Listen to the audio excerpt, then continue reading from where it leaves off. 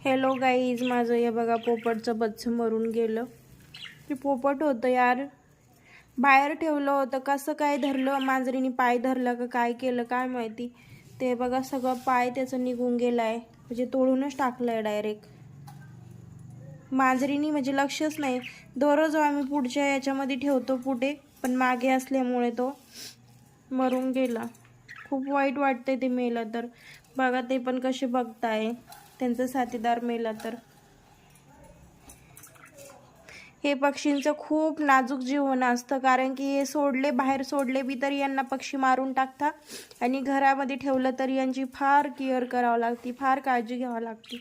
आता हे 2-2.5 वर्षाचं झालं आणि बघा मरून गेलं. पाठीमागं ठेवलं होतं त्यामुळे वाईट वाटतंय.